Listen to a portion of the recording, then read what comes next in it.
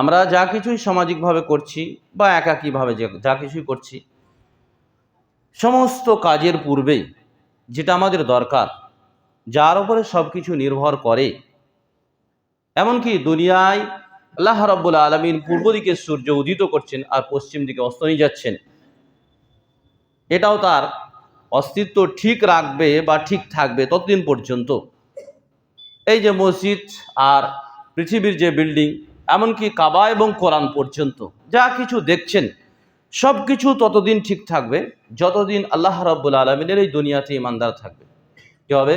ততদিন আল্লাহ রাব্বুল আলামিন এই দুনিয়া রাখবেন। এমনকি আমাদের নবী মুহাম্মদ সাল্লাল্লাহু আলাইহি সাল্লাম বলেছেন যে একটি লোক যদি ইমানদার থাকে ততদিন পর্যন্ত আল্লাহ রাব্বুল আলামিন পূর্ব দিকে সূর্য উঠাইবেন আর পশ্চিম দিকে ডুবাইবেন। কিন্তু যেদিন একটি লোক ইমানদার থাকবে না, সেই দিন আল্লাহ রাব্বুল আলামিন এই পৃথিবীকেও ধ্বংস করে দেবেন, কাবাকেও ধ্বংস করে দেবেন, আর আপনাদের এই যে চাকচিক্য মসজিদ, এই সব চাকচিক্য কি হয়ে যাবে? সব ধূলিকণার মতো নষ্ট হয়ে যাবে।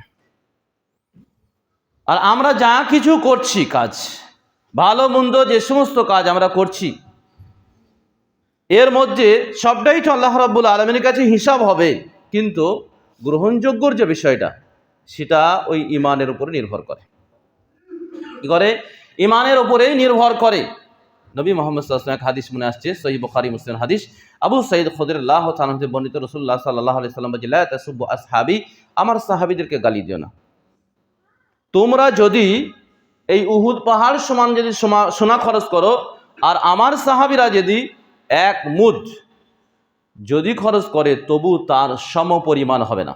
আর একটা রওয়ায়াত এসেছে, সেই রওয়ায়াতে এইভাবে বর্ণনা এসেছে, মানে রাসূলুল্লাহ সাল্লাল্লাহু আলাইহি ওয়াসাল্লাম হাদিস নয়, পরবর্তী বিশ্বকর একটা বর্ণনা দিয়েছেন যে আবু বকর রাদিয়াল্লাহু তাআলা আনহু, বাকি সাহাবীদের সবারই কিন্তু ঈমান ছিল, কিন্তু তারপরেও আবু বকরের মর্যাদা কেন বেশি?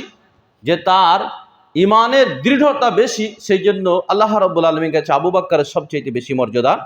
সমস্ত নবীদের পরে আবু বকর রাদিয়াল্লাহু তাআলা আনহুর মর্যাদা, সাহাবায়ে কেরাম রাদিয়াল্লাহু তাআলা আনহুমের আগে সবারই চাইতে সম্মান বেশি হয়েছে আবু বকর রাদিয়াল্লাহু তাআলা আনহুর। সেই জন্য ঈমানটা এমন একটা বিষয় যেটা সমস্ত মানুষকে বুঝতে হবে, জানতে হবে, ভালোবাসতে হবে এবং অন্তরে জায়গা দিতে হবে, বাহ্য দৃষ্টিও জায়গা দিতে হবে, তবে একটা মানুষের কাজ কবুল হবে বা গ্রহণযোগ্য হবে। যত বড়ই কেন কাজ করুক না কেন, এমনকি কাবা ঘরকে দ্বিতীয়বার ভেঙে আবার ভিত্তি থেকে নতুন করে যদি গড়িয়ে দেয়, বানিয়ে দেয়, তবু কবুল হবে না যদি তার ঈমান না থাকে। মসজিদ কেন, হাজার মসজিদে যদি দান করে, যদি ঈমানে গোলমাল থাকে, আল্লাহ রাব্বুল আলামিনের কাছে কিছুই গ্রহণযোগ্য হবে না। সেই জন্য খুবই গুরুত্বপূর্ণ বিষয়, সমস্ত মানুষকে এটা বুঝতে হবে।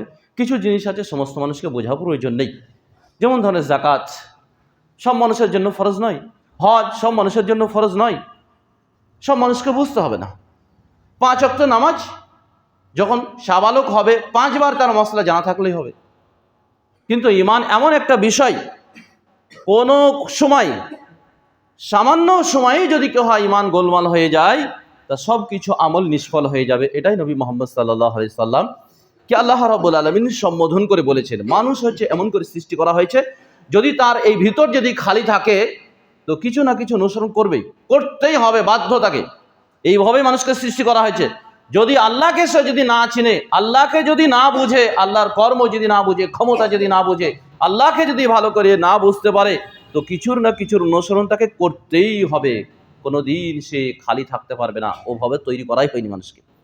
সেই জন্য যেটা ভিতর থেকে যদি না হয়, তাহলে গ্রহণযোগ্য হয় না। পৃথিবীতে অন্য যা কিছু আপনারা দেখছেন, এ সব কিছু যদি বাইরে কাউকে নমস্কার করেন, কাউর যদি নত হন, কাউকে যদি পয়সা দেন, আপনাকে স্যালুট জানাবে, আপনাকে ভালোবাসা জানাবে, আপনাকে সম্মান জানাবে, আপনাকে খেতে দেবে, আপনার কাছে সব কিছু, এমনকি আপনাকে সব কিছু দিয়ে দিতে পারে, এরকম পরিস্থিতিও আসতে পারে। কিন্তু আল্লাহ সুবহানাহু ওয়া তাআলার কাছে এমন একটা বিষয় যে বাহ্য দৃষ্টে সব কিছু হওয়ার সঙ্গে সঙ্গে ভিতর যদি গোলমাল থাকে, তাহলে আল্লাহর কাছে গ্রহণযোগ্য নেই, গ্রহণযোগ্য হয় না।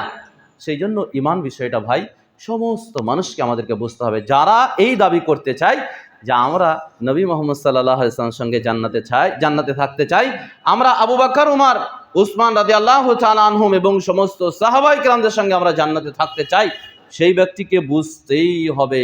অন্য বিষয়গুলো না বুঝলেও কি হবে, কারোর জন্য ছাড় রয়েছে, কারোর জন্য বাধ্যতা রয়েছে। কিন্তু ঈমান যে ব্যক্তি মুসলিম হয়ে থাকতে চায় তাকে অবশ্যই বুঝতে হবে।